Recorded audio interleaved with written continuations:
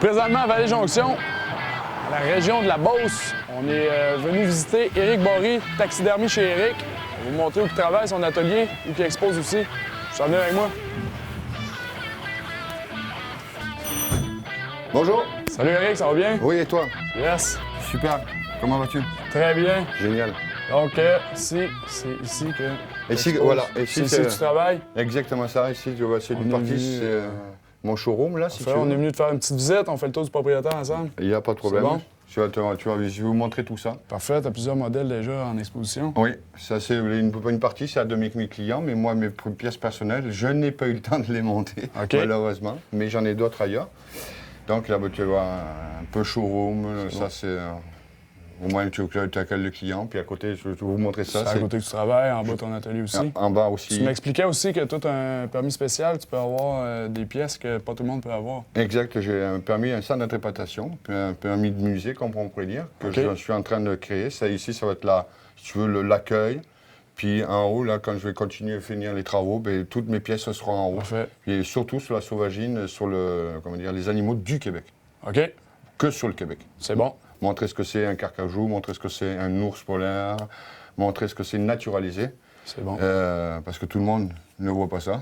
Un grizzly, toutes ces affaires-là. Là. Ça court pas les coins de rue? Non, surtout les oiseaux, puis les rapaces aussi. C'est bon. J'en ai quelques-uns. Ils viennent de l'UCROP, l'école vétérinaire de Saint-Hyacinthe. OK. Et des gardes-chasse. Parfait. C'est les gardes-chasse qui m'apportent ça quand ils leur apporté des oiseaux trouvés morts. Puis bon, ils me les donnent, ils sont bagués, enregistrés, comme le huard à collier, qui est mort étouffé, lui, le pauvre. Une très belle pièce. Et voilà. Donc, d'ici quelques années, on pourra j'ouvrirai mes portes sans interprétation. Parfait, ça. Génial. J'ai hâte d'ailleurs. La tête me tourne pas mal. On va faire le tour vite, ensemble. Yes. C'est bon? Donc ici, on a une tête de bœuf musqué, une pièce assez rare, comme on peut dire. Oui, je peux te dire une chose, c'est ma première, puis je suis fier de ma job en temps. J'ai mis toute mon énergie, puis j'ai su aller chercher, étudier sur Google l'image, là, comment l'autonomie de l'animal. Et comment étaient ses yeux, le nez, la couleur. J'ai étudié ça, puis c'est mon premier, puis vous voyez. Il est vraiment beau, on ne peut pas dire que c'est le premier. Oui. Ça vient de où? Ça vient de Coudjouac. OK. Ils viennent de Coudjouac, il était tué à Coudjouac et il retourne à Coudjouac. OK. Tu as fait d'autres pièces aussi qu'on peut voir aussi, comme au magasin de la Tulipe à Québec? Oui, le orignal au complet de la Tulipe à Québec, c'est moi qui l'ai monté. J'étais fier de monter cette pièce-là. J'ai mis 1 mois pour faire cette pièce-là et j'ai eu un plaisir fou de le monter. C'est bon. Ça me donne la chair de poule rien d'en parler. Ouais? Ah ouais. Aussi, Éric, on a les produits finis. Oui. Mais là, tu nous montres comment ça se passe en bas, l'atelier, toutes les étapes. Exact. C'est bon, je te suis. OK, on y va. Mais ça, entre parenthèses, c'est un carcajou. Carcajou. Oui, qu'on voit pas souvent, là. Un petit peu rare, hein? Oui, ça vient du Yukon, tous ces bébêtes-là. Là. C'est vraiment beau. Je te suis. On y va? On va faire la visite. Allez. Ah, on peut... Il y a ça ici, vous après. On finit ici? Ouais. Bon. Ici, comme tu peux constater, c'est une partie de mes congélateurs. OK. Là où j'en ai 11 congélateurs. Donc là, il y en a 4. C'est là que tu stockes la job? Oh oui, il y en a de la job. Là, il y en a encore un. Ici, c'est une partie là où je fais toutes mes propres meubles, tous les meubles vitrés, tout ça, c'est moi qui le fais. Toutes les plaques en bois aussi? Les plaques en bois, des plaques de chevreuil, orignaux, tout ça, c'est moi qui le fais. Ça, je vois qu'il y a des pièces de bois pas mal ici. Oui.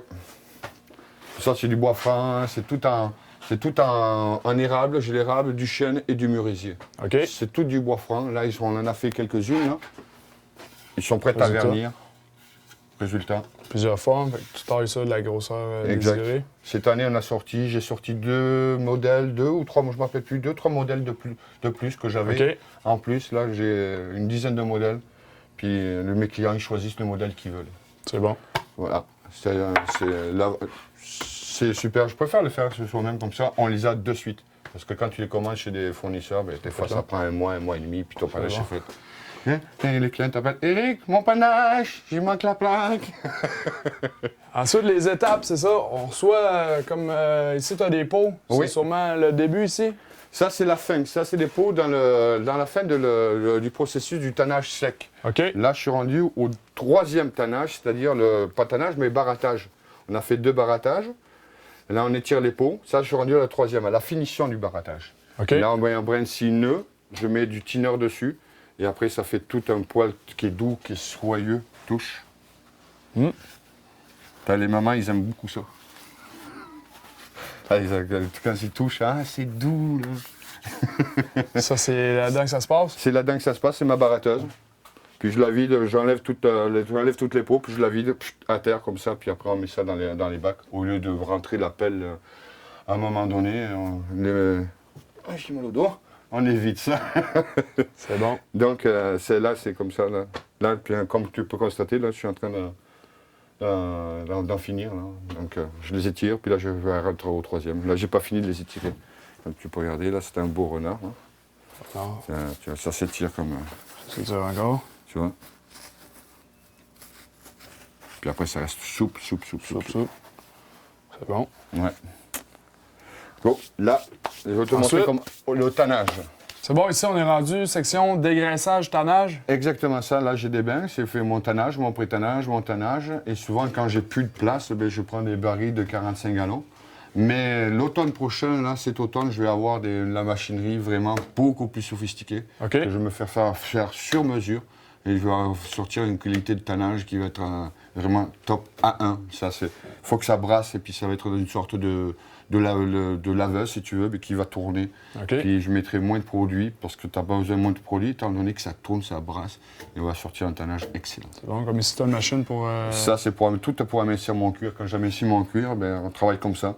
Et j'amincis mes chevreuils, toutes les coyotes, castors, n'importe quoi. Tout est aminci. Il faut que ce soit important d'amincir son cuir pour avoir la souplesse, comme je t'ai montré tantôt, là, avoir la souplesse du coyote. Là, puis après, c'est le top numéro 1. C'est comme tu as une peau qui est en train de... De tanner, oui. D'ailleurs, quand on parlait de ours tantôt, ben, c'est un grizzly. D'ailleurs, lui, je l'ai monté au complet. Alors, est-ce que c'est un monsieur grizzly? Grizzly. Grizzly, oui. Celui-là, il va le monter au complet? Yes, je vais monter ça au complet, de toute beauté. Debout, un peu penché, les pattes en train de tomber, parce que ça, c'était une femelle. OK. Et j'ai une forme chez Natom, d'ailleurs, que c'est une femelle. Voilà les faces, le grizzly, il est blanc au niveau du cou, derrière la tête. C'est un beau grizzly. C'est une belle bête. J'ai hâte de le monter, lui, d'ailleurs. Regarde le nanours. C'est beau, hein? Ça, ouais, ça.